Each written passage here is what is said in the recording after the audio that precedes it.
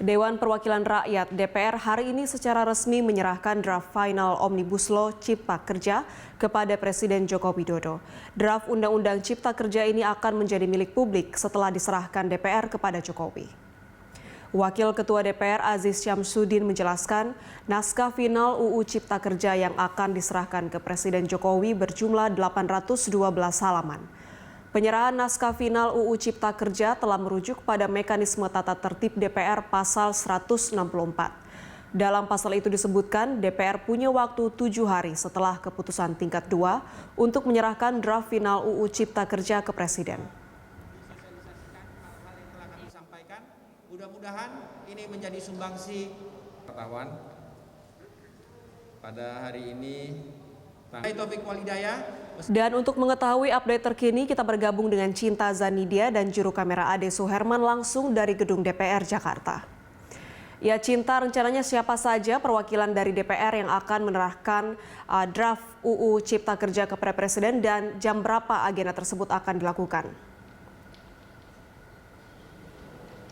Ya Anggita, menurut informasi yang kami dapatkan, penyerahan draft final dari Undang-Undang Cipta Kerja akan dilakukan hari ini juga dari Sekretariat Jenderal DPR RI kepada Presiden Joko Widodo, yaitu pada tanggal 14 Oktober tahun 2020.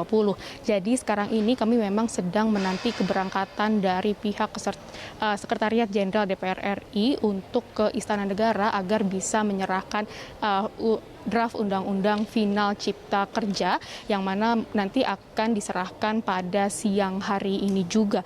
Hal ini memang sebelumnya sudah pernah dikemukakan oleh pihak DPR RI dari pihak Wakil Ketua DPR RI yaitu Aziz Syamsuddin yang mengatakan bahwa hari ini merupakan tenggat waktu yang dimiliki oleh DPR RI untuk menyerahkan draft final Undang-Undang Cipta Kerja kepada Presiden Joko Widodo karena memang draft yang sudah disahkan pada tanggal 5 Oktober lalu dari rapat paripurna yang sudah dilaksanakan oleh DPR RI dan juga pihak pemerintah ini sekarang sedang dialami draft tersebut sekarang sedang mengalami proses penyuntingan yang dilakukan oleh pihak Sekretariat Jenderal DPR RI yang mana memang proses penyuntingan yang dialami oleh draft undang-undang tersebut adalah pengetikan dan juga mencari jenis kertas yang akan digunakan oleh pihak DPR RI untuk Undang-Undang Cipta Kerja tersebut.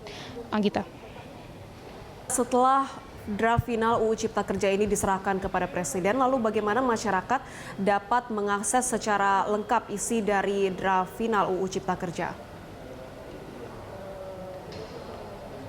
Ya Anggita, jadi yang harus diingat oleh masyarakat adalah menurut keterangan yang kami dapatkan dari Wakil Ketua DPR RI yaitu Aziz Syamsuddin, draft Undang-Undang Cipta Kerja yang final atau yang akan diserahkan kepada Presiden Joko Widodo adalah yang berhalaman 812 halaman dan dari 812 halaman tersebut 488 halamannya ini berisi undang-undang sementara sisanya ini berisi penjelasan yang mana dari seluruh undang-undang tersebut ini termasuk 15 bab lalu 714 pasal serta 11 klaster dan juga akumulasi dari 76 undang-undang yang sudah ada.